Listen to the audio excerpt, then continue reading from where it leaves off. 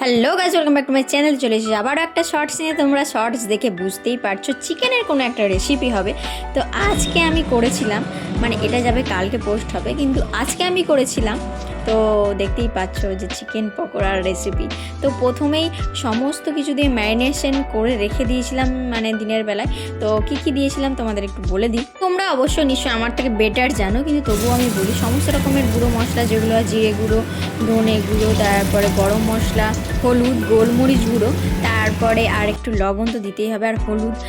তো এই দিয়েই আমি ম্যারিনেশন করেছিলাম। আর লেবুটা দেওয়া অবশ্যই প্রয়োজন, যেহেতু চিকেনের একটু স্মেল আসে, তো সেইটা একটু দূর করার জন্য লেবু দিয়ে ম্যারিনেশন করে রেখে দাও। তারপরে সন্ধে হয়ে গেলেই চটপট ভেজে নাও। কী দিয়ে ভাজবে? কর্নফ্লাওয়ার আর একটু বেসন আর একটা ডিম ফ্যাটিয়ে দিয়ে দিই।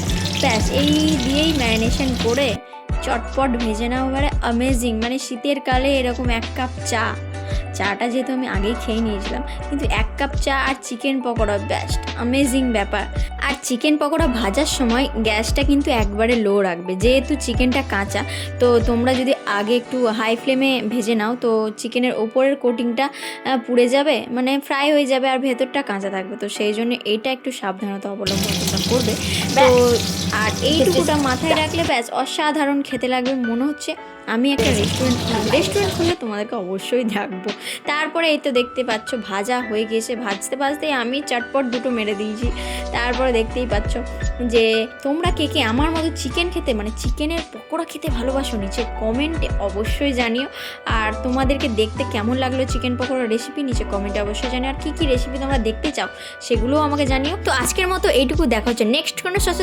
ভালো থেকো, সুস্থ থেকো, বাই বাই।